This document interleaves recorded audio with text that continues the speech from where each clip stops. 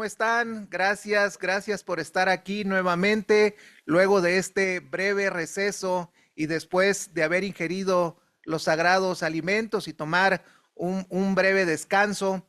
Les quiero agradecer nuevamente a nombre de todo el comité organizador de este segundo Congreso Internacional de Desarrollo de Conciencia. Se me ocurrió que estén nuevamente con nosotros en esta segunda sección de conferencias que van a estar muy interesantes.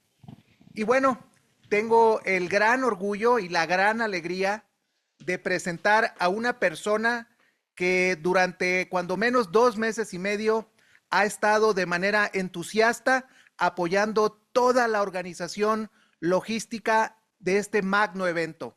Me refiero a Nayeli Aurora García Sánchez. Nayeli es consultora y comunicadora en semiología de la vida cotidiana. Su pasión es cuestionar y encontrar nuevas formas de ver la vida desde el respeto, el amor y sobre todo la plenitud de las personas. Ella nos va a compartir una conferencia titulada Discriminación invisible, hábitos y prejuicios sociales que perpetúan la desigualdad. Querida Nayeli, el auditorio es todo tuyo. Hola. Seguramente este rostro que estás viendo tú aquí te resulta altamente desconocido, pero sobre todo es algo frustrante que hayan presentado a una persona y que de pronto aparezca otra delante de la cámara. Déjame contarte esto.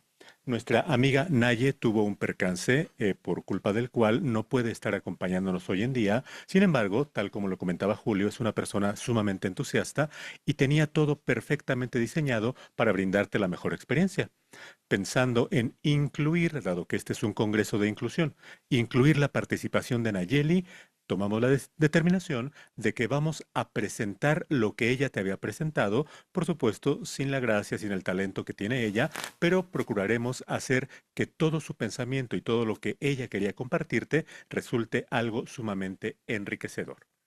Entonces, la charla se titula Discriminación invisible. Detente allí, por favor, no leas más. ¿Qué significa discriminar? Si buscaras en este momento en la Real Academia, vas a encontrarte con que tiene que ver con excluir, pero también significa no brindar las mismas oportunidades a un grupo o por parte de un grupo hacia otro con motivos de sexo, religión, edad y algunos otros elementos. Dice allí invisible, porque, por supuesto, sabemos que existe la discriminación y muchas ocasiones lo que sucede es que es tan evidente cuando una persona está discriminando a otra que es un acto condenable. Pero ¿qué pasa cuando no es tan evidente y de cualquier manera ahí hay discriminación? Es de lo que Naye nos propone que reflexionemos y justamente esta ponencia es para ello. Hábitos y prejuicios. Revisa tus hábitos, revisaremos tus prejuicios socialmente o bien de índole personal que perpetúan la desigualdad. Fíjate entonces, por favor, hacia dónde apunta esta charla. La discriminación ya dijimos lo que es como efecto de lo aprendido. Quiere decir que no necesariamente tú naciste siendo una persona que discrimina, sino que aprendiste a discriminar. El problema es que no te has dado cuenta. Ahorita entraremos en detalle, pero si estuviste en las sesiones de la mañana, recordarás que nuestra amiga Citlali nos hablaba sobre cómo los adultos, sobre todo, llegaban a segregar a su hijo, que tiene autismo, mientras que los niños eran los que lo incluían y preguntaban cómo le ayudo, oye, ¿qué tiene? Me interesa. Mientras los adultos más bien era, no puedo, no me lo dejes, tú hazte cargo de él. Entonces, aprendimos a discriminar y no siempre nos hemos dado cuenta de ello. La primera cosa que vamos a analizar tiene que ver con la herencia y la imitación. La herencia, hablando en términos lo más ampliamente posibles, que tiene que ver con tu familia. ¿Qué es aquello que tú has heredado que te obliga, porque tú ni te das cuenta, no piensas que haya opción, a discriminar a alguien? La imitación también tiene que ver con ello. Piensa por favor en este momento a quienes en tu familia en general no quieren. Me refiero a los políticos, a cierto equipo de fútbol, a qué figuras. ¿Qué figuras son las que no soportan dentro de tu familia y que no es que sea uno o dos miembros? Todos los miembros manifiestan exactamente la misma aberración hacia algo. Piénsalo, estoy seguro de que vas a encontrarte. Estereotipos generacionales. No estamos hablando solamente de aquello de que, no, es que la generación de cristal son, que por cierto sí es algo que es un estereotipo generacional. Estamos hablando también del otro extremo. Por una parte, se está generalizando el comportamiento de una generación, pero por otra parte, ciertas generaciones estereotipan otras cosas. Por ejemplo, el reggaetón. Bueno, no es que yo te diga que sea bueno o que sea malo, pero sí existen personas a quienes les gusta el reggaetón, pero hay ciertas generaciones que no soportan el reggaetón. Entonces, estamos hablando de un estereotipo generacional y por qué estereotipo ya te lo contaré. También existe la normalización de trato diferente y especial. ¿Qué es lo bueno y qué es lo malo de acuerdo con lo que tú aprendiste? Por ejemplo, cuando yo era estudiante de primaria o de secundaria, pues yo sabía que los de la tarde eran los burros y los de la mañana éramos los inteligentes. ¿Por qué? ¿Quién sabe? Nunca me lo pregunté, pero siempre fue algo que yo creí y más que creerlo, lo daba por hecho. Ese tipo de cosas son las que vamos a tratar en esta sesión. Prejuicios implícitos. Te dicen, va a venir tu primo de Monterrey. Bueno, en mi época era muy común, uy, qué codo, ese no invita a nada. Vamos a salir a cenar, pues prepárate a pagar porque él no va a pagar nada, no dispara ni en defensa propia. Hoy en día sabemos que los de Monterrey, sobre todo, aman la carne y comen carne asada.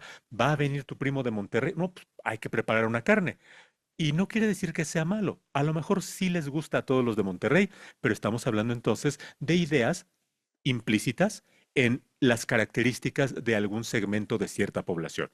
Piénsalo fuera de Monterrey, en otros contextos, como por ejemplo los argentinos, por ejemplo los musulmanes y un montón de entes, me refiero a comunidades, que pueden generar ese mismo tipo de prejuicios. Hábitos verbales y no verbales. Lo que dices y lo que no dices en relación con algo. Expresiones como, ay, pegas como niña. ¿A qué te suenan? A lo mejor hoy en día ya no es tan común.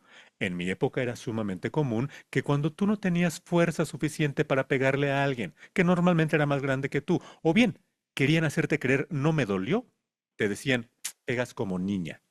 Estamos haciendo implícito que la fuerza de una mujer es inferior a la del hombre y biológicamente tiene sustento. Pero ya no nada más es la biología, estamos hablando ya de una demeritación de lo que una persona es capaz o no es capaz de hacer y de allí que después hayan suscitado varios movimientos. Finalmente, todo esto lo vamos a traducir en un guión cultural. Detente ahí, no leas más, por favor. ¿Qué es un guión? Guión de guía es algo que te va marcando lo que debes seguir. Por ejemplo, mi guión en este momento son las diapositivas que nadie preparó para ti. Yo lo estoy siguiendo, es mi guión. ¿Puedo salirme de allí? Bueno, si quisiera inventarte cosas o salirme del discurso, podría hacerlo, pero aquí dice guión cultural que se repite en actitudes inconscientes. O sea, ni te das cuenta de que eres víctima de un patrón, sino que vas repitiendo el guión una y otra y otra y otra, porque es lo único que aprendiste a hacer. Un guión, como un actor de teatro que tiene que respetar su guión para que todos sus compañeros puedan obrar en función de lo que se espera de él y no que tenga la libertad de improvisar a diestra y siniestra. Bien. Por favor, te pido esto, si en algún momento llegas a tener alguna duda, ayúdame planteándola en el chat, con todo gusto vamos aquí a revisar y a responder. Ahora, ¿en dónde se ve reflejado todo esto que nadie nos planteaba como ideas? Bueno, primero quiero preguntarte de manera retórica, ¿sí sucede eso? Ahora que yo te estaba hablando de eso, tú puedes decir, ay, no manches, eso no sucede, ya inventaron cosas. O tú dirías, como que sí lo he vivido, o sospechas que podría tener algún tipo de fundamento. Bueno, ahora fíjate por favor, modelo aprendido. No es tuyo, alguien te lo implantó, contra tu voluntad porque ni te preguntaron y tú tampoco te resististe. Atención. El peso, dice Geñero, creo que tiene alguna implicación que yo no sé decirte, pero pensemos en esto. Niño, niña, hombre, mujer, cromosomas tales, bueno, ¿qué se espera del comportamiento de un niño? Atención, atención, por favor, no te pierdas. Se espera que juegue a los carritos, por ejemplo. Se espera que vista de azul. Se espera que no llore. se esperan ciertas cosas porque ese es el rol que socialmente se le implantó al niño. Hablábamos hace ratito de cosas implícitas. Bueno, aquí tenemos ejemplos. Ahora, tenemos el rol de la niña. ¿Cuál es ese? Que juegue con muñecas y no con carritos. Cuando vemos a una niña jugando con carritos, hay una marimacha, le decíamos, en mis tiempos. ¿Qué otra cosa se espera? Que haga las labores domésticas. El hombre no. Decían, lávale la ropa a tu hermano. O sea, las hermanas tenían que hacer eso. Creo que hoy la cultura ha cambiado favorablemente, pero todavía sigue habiendo este tipo de roles tan segmentados. Ahora, pregúntate esto. ¿Qué pasa si a mí no me gusta el rol que tengo yo asignado? Soy niño, pero sí me gusta jugar con muñecas, ¿por qué no? Sí me gusta llorar y manifestar mis emociones y abrazar gente y me gusta hacer muchas cosas que quisieron enseñarme que no se puede. Atención, por favor. Tienes tu rol implantado y a ti no te gusta. ¿Es válido o no es válido? Pregúntatelo. ¿Es válido que no quieras aceptarlo? Pues yo creo que sí. Puede ser válido porque es para bien o para perjuicio tuyo. Ahora, piénsalo en otro nivel. Ya tú ejerces tu derecho de no asumir ese rol que te quieren implantar y a la otra persona no le gusta eso de ti. ¿Tiene derecho a dictarte qué hacer con tu vida? Te lo pregunto de forma retórica. ¿Quieres contestármelo? Perdón, adelante. Yo no te voy a dar una respuesta porque me interesa sobre todo que pienses sobre ello. Pero existen algunos roles que ya están definidos y la lógica nos dice, pues tendríamos que irnos por acá.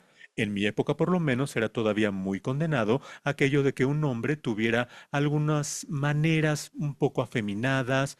Había muchos motes peyorativos para tratar de demeritar lo que esa persona podría hacer. Entonces, es bueno o es malo que cada persona trate de ejercerlo, lo que sí es que va contra lo que se conoce o la sociedad cree que es lo correcto. Ahorita seguimos ahondando. Ahora, observa esta otra imagen. Ya no tiene el tinte del género ni del sexo, sino que tenemos a estudiantes, pues parecen estar en la misma escuela, con la misma maestra, pero ¿ya te diste cuenta? En negrito medio oscuro hay unos sentados jugando, mientras que iluminados, bien bonito con la maestra sonriente, están unos participando. No es cierto que quizás como padres de familia preferiríamos un hijo que saque buenas notas a un hijo que se la pasa jugando. Bueno, que sea buena o mala la pedagogía o la manera de enseñar en las escuelas, no lo vamos a debatir, pero lo cierto es que también tenemos modelos aprendidos en los cuales tenemos perfectamente inculcado qué es lo correcto y no lo incorrecto. Y no te estoy diciendo qué es lo deseable, no, lo correcto. Así es, así tiene que ser. Y no nada más, bueno, sería bueno, pero si no, no pasa nada. La cosa es, o eres así, o entonces no vales la pena. Ahora, observa, por favor, esta siguiente imagen. ¿Qué observamos allí? Una persona, joven adulto, con síndrome de Down, que tiene en sus brazos a un niño, probablemente su hijo. ¿Qué dirías tú? ¿No debería tener hijos una persona con síndrome de Down? ¿O sí debería? ¿O allá él? ¿O qué bueno? ¿Qué dirías tú? Piénsalo, por favor, no me lo tienes que contestar. Yo quiero invitarte meramente a la reflexión. ¿Cómo es una persona con síndrome de Down? Uno diría, bueno, es que ni siquiera es capaz de responsabilizarse por sí mismo, cuanti menos responsabilizarse por otra vida. Esa es una perspectiva. Otra perspectiva sería, es que las personas con síndrome de Down son muy amorosas, son personas que realmente se brindan. Y a lo mejor ya sin especular, nos ponemos a investigar, existen estudios científicos en donde puede comprobarse o refutarse la idea de que una persona con estas características pueda ejercer una buena paternidad. Pero ¿a dónde llegamos? Exactamente al mismo punto del cual partimos, al automatismo de asumir que las cosas son así porque así las aprendí. Tomé decisión en cuanto a qué quiero tomar de lo que me enseñaron, las más de las veces no. Las más de las veces, incluso decíamos, con tu equipo de fútbol, pues fue lo que te heredaron, todo mundo es Chiva, pues tú también eres Chiva, o a lo mejor todo mundo es del PRI y tú también.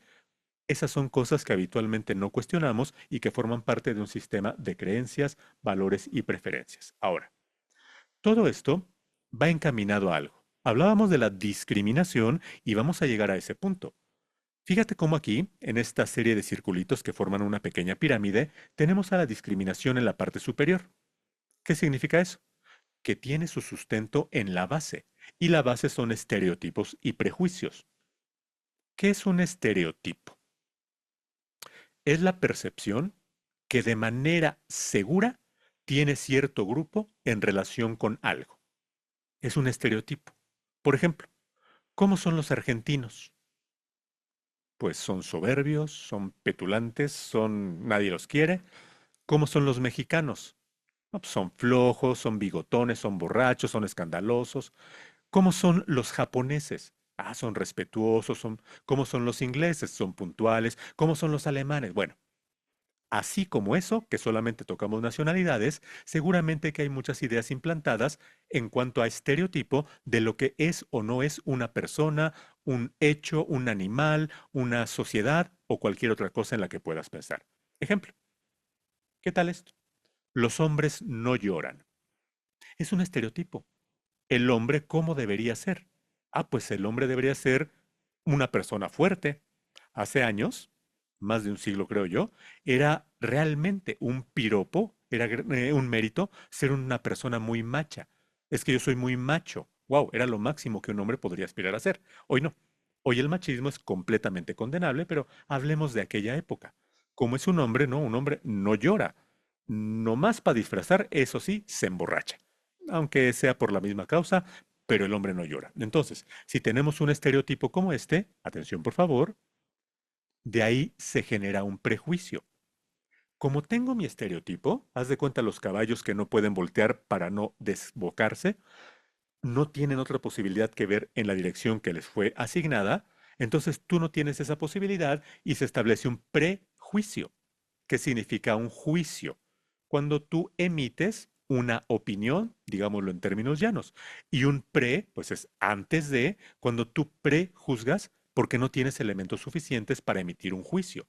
Entonces, estamos tan condicionados a ver nada más lo que aprendimos por los estereotipos que de pronto nos llenamos de prejuicios que ni siquiera sabemos reconocer que los tenemos.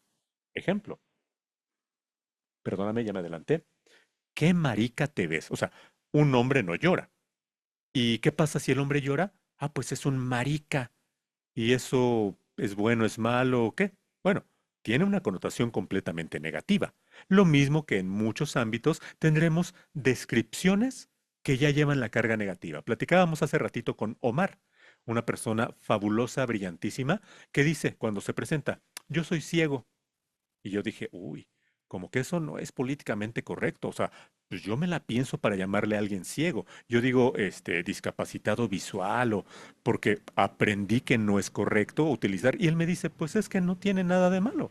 Lo malo se lo ponemos con las intenciones o con lo que cada quien asume, pero es una descripción de la realidad. Soy ciego, punto. Entonces, en ese sentido, ¿qué marica te ves? Bueno, la connotación marica ya lleva toda la carga negativa, pero entonces ya tenemos una idea preconcebida. Vemos a un hombre llorar, seguramente es un marica. ¿Y eso a dónde nos lleva? Ahora sí a la discriminación, no, yo no me junto con maricas. Tú no puedes formar parte de mi grupo de machos, aquí somos los fuertes y tú no tienes cabida porque no cumples con las condiciones.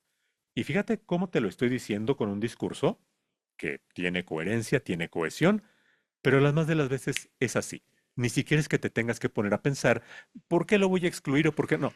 Ves el hecho, la condición, aquello que te dispara el prejuicio y de inmediato rechazas sin preguntarte por qué lo estás haciendo. Bueno, esto que estamos viendo aquí ni siquiera es que tengamos que pensar mucho en ello. Todo mundo lo vivimos todos los días. Simplemente piensa en este momento en aquello que no soportas. A lo mejor es un grupo de gente, los adolescentes, por ejemplo, cuando vas al cine, entra un grupo de adolescentes y ay, ya me echaron a perder la película. O a lo mejor no es un grupo como tal, sino una persona en particular, no por la persona en sí, sino por lo que representa. Una suegra, por ejemplo. ¿Cuál es el estereotipo de las suegras? ¿Cuáles son los prejuicios? ¿Cuáles son las discriminaciones que hacemos en torno a personas, grupos, etcétera? Piénsale, por favor. Avanzamos. Todo eso trae consecuencias, por supuesto. No es que sea algo tan inocente como decir, bueno, pues total, así soy, así me tocó. Hay consecuencias, pero ojo, consecuencias para ti y consecuencias para la otra persona. Quitarle la oportunidad a alguien, por ejemplo, para obtener un empleo, porque la discrimino por su sexo, eso ya es algo en contra de una persona y es un delito tipificado. Pero no pienses tanto ahorita en la otra persona, sino en ti. Tú que discriminas, ¿tienes algún efecto negativo o positivo a partir de lo que estás discriminando? Vamos a hablar sobre ello.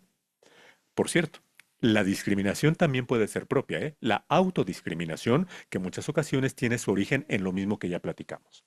Hay una fragmentación social. Por ejemplo, reglas y valores rígidos. Fuiste educado en una casa sumamente religiosa, en donde tenías que ir a misa todos los domingos, tenías que confesarte, no se valen las malas palabras. Este tipo de cosas muchas ocasiones te siembran ideas de las cuales es difícil escaparte.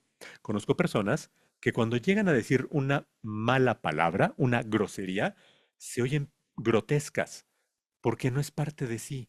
En cambio, hay otras que las dicen como cualquier cosa. De cada tres palabras, dos son groserías y se oyen padrísimo. Chistosos, caen bien, porque eso sí forma parte de su identidad. Pero muchas ocasiones tenemos estas reglas y valores rígidos que fueron impuestos por nuestra familia, o por la escuela quizás, o por la sociedad, o por la religión, o por cualquier ente que vivimos arrastrando y difícilmente podemos deshacernos de ellos. Sesgos implícitos. Vamos, ya tengo yo ciertas reglas, sé lo que es correcto y lo que no es correcto. Una persona correcta no bebe alcohol, ejemplo. ¿Cuál es entonces el sesgo? Bueno, el sesgo es que yo estoy en la escuela, en la secundaria, y empiezo a ver que mis compañeritos, los que son los más desastrosos, ya empiezan a meterse sus alcoholes, de inmediatamente yo ya tengo un sesgo. Y yo digo, ellos no son mis amigos. Yo me voy con los otros, con los sanos, con los que no beben, o con los que no fuman, o con los que no hacen algo, o con los que sí hacen algo a partir de eso, pero entonces estamos hablando de sesgar la realidad y dar por buena solamente la parte de esta realidad que yo quiero concebir. Eso nos divide, por supuesto. Los de la mañana y de la tarde, yo te decía, los buenos y los malos en la escuela, los burros y los inteligentes, los extranjeros y los mexicanos, los que le van a las Chivas y los que le van a la América, y así tenemos un montón de divisiones que se derivan de todo esto. Eso genera, por supuesto, conflictos sociales. Hay resentimientos. ¿Te has enterado de algunas de estas grescas que se arman en los estadios? Porque un equipo anotó un gol, la porra festejó en las narices de los otros y se armó una gresca. ¿Por qué pasa eso? Porque hay un resentimiento, porque hay un conflicto social, porque hay una intolerancia a aquello que es diferente a lo que yo creo, a lo que yo promulgo. Ya sabes, hablar de religión, política, fútbol, mejor no, porque vamos a terminar peleando. Oye, pero pues es que ni siquiera es que el presidente de tal o cual partido pues sea tu cuate o tengas un beneficio por ello. A lo mejor sí, pero muchas veces no, y aún así defiendes a capa y espada lo que tú crees contra lo que creen otras personas cuando es diferente. Cuando es igual, a lo mejor comulgas con él y se unen y lo que sea, pero con que hay una pequeña discrepancia, ahí empezamos entonces nuevamente con la segmentación que tiene que ver con este conflicto y resentimiento. Moraleja. Así nos enseñaron y así enseñamos. ¿Por qué? Porque así es. Oye, pero es que podríamos hacerlo distinto. No, así lo hemos hecho siempre. En los trabajos pasa. Llegas tú con alguna idea novedosa, tu jefe que lleva 30 años con el mismo sistema te dice, no, así funciona bien. Jefe, pero es que ya hay inteligencia artificial. Es que así lo hemos hecho durante 30 años y así es. No así funciona bien, así nos conviene, hagamos un análisis, así es. Observa ahora, esa es la fragmentación social, pero decíamos que también tiene implicaciones cuando es contigo y hacia ti. Una afectación personal. A ver cómo es eso. En tu salud mental, este tipo de elementos que acabamos de ver, la discriminación y todo esto, realmente tienen repercusión. Piénsale, por favor. Qué bonito sería que no te afectara en absoluto que una persona vistiera de una manera que a ti no te gusta. Pero el caso es que hay muchas personas que cuando ven a alguien vestido de cierta manera, que ellos consideran estrafalaria o contra la moral o contra la moda o lo que sea, empiezan a criticar, pero no solo eso, empiezan a sentir el malestar porque, oh, como si la manera de vestir de los demás les afectara a ellos. Tenemos entonces que tu mente, tu salud mental, se ve afectada. porque estás sufriendo consecuencias de algo que la verdad es que ni te atañe. Y eso también implica rasgos emocionales y físicos. Se generan miedos y fobias, porque entonces tú ya no soportas, por ejemplo, estar en un ambiente en el cual solo hay personas que tienen ciertas creencias que van contra las tuyas. Eso te va limitando, te va poniendo barreras en tu desarrollo personal y laboral, porque las habilidades que podrías haber desarrollado para interactuar con todo tipo de persona se ven mermadas. Piensa en esto, por favor. Un niño con una niña se vuelven novios, pero resulta que ella era Boy Scout y él siempre fue un gamer que no salía de su sillonzote. Los invitan a un rancho, al rancho de su abuelo, en donde no hay wifi, en donde no hay internet inalámbrico, no llega la señal, donde no hay televisión siquiera y lo más que tienen es radio y tienen que ordeñar vacas para poder sacar leche para desayunar. ¿Quién de los dos está mejor preparado para subsistir en este supuesto? ¿El chico que solo conoce la computadora y juega en línea con sus amigos todo el día? ¿O la chica que alguna ocasión se fue a acampar, a crear fuego por sí misma, a hacer amarres? ¿Quién tiene mejores condiciones? La persona que tiene una perspectiva diversa de aceptación contra cosas que la sacan de su zona de confort, de modo tal que cuando no estamos en esa perspectiva, realmente nos estamos generando barreras. Eso deriva, hace ratito veíamos conflicto social, en conflictos personales que tienes tú contigo mismo y no te has dado cuenta, que crees que el conflicto es con los demás, porque te obligaron a ir a tal lugar y tú no estás preparado para afrontar eso. O porque entraste a un trabajo en donde me obligan a que siempre llegue temprano, la puntualidad no es lo más importante, porque mira, deberían, bueno, sí, deberían, sería bueno que puntuaran otras cosas, pero resulta que en ese trabajo en particular hacen cosas que a lo mejor tú estás desechando por este tipo de circunstancias. Ahora fíjate, por favor. Así me enseñaron, igualito que hace rato, y así soy. Hace ratito decíamos, así te enseño, porque así son las cosas. Ahora, así soy, porque así es. Entonces nos vemos limitados en una jaula de la cual no podemos escapar. A lo mejor podemos asomarnos a través de los barrotes para ver lo que hacen otros. Y determinamos que lo que hacen otros no es correcto. Lo que es correcto es lo que yo hago y lo que yo tengo dentro de todo mi bagaje cultural, heredado, ya dijimos, quizás por tu familia. ¿Qué consecuencias hay? Ya hablamos un poquito de ello, pero aquí estamos hablando también de la autodiscriminación, lo normal. Observa esto. Vas conduciendo tu automóvil,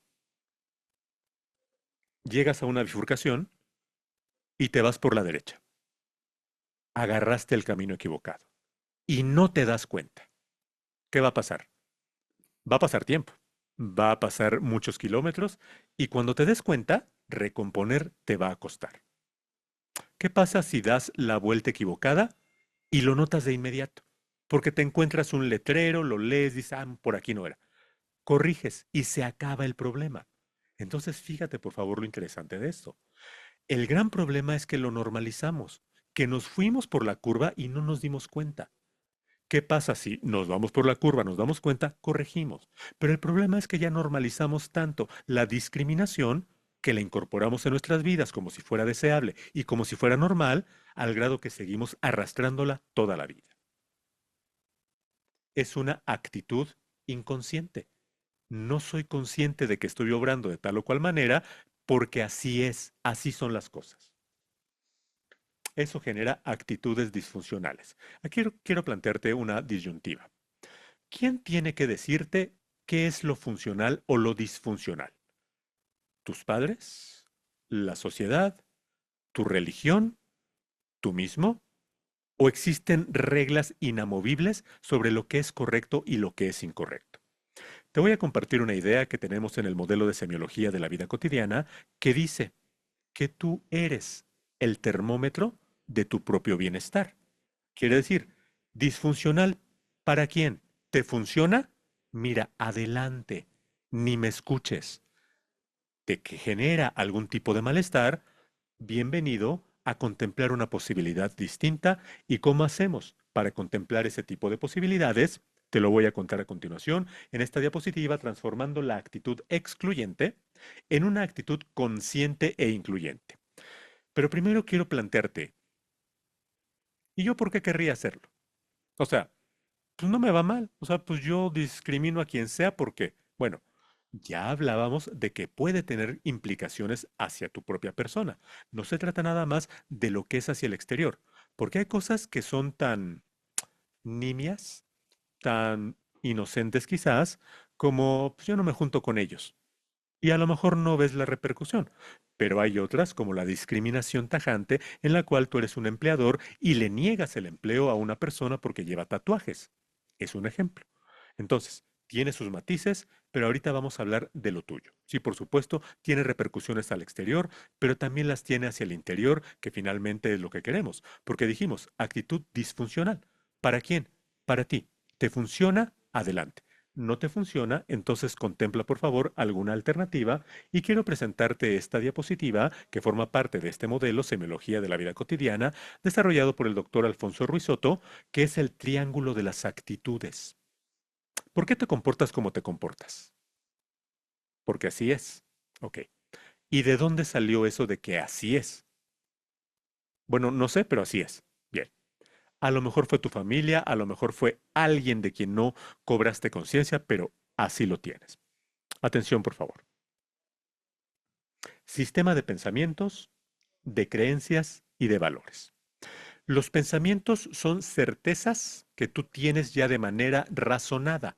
Llegaste a ciertas conclusiones a través de tu pensamiento, mientras que las creencias son igual certezas que ya tienes, pero intuitivas, que nadie tiene por qué explicarte, como el hecho de que creas en el Dios que crees o profeses algún tipo de ideología política que no necesariamente requiere un razonamiento, sino que así es.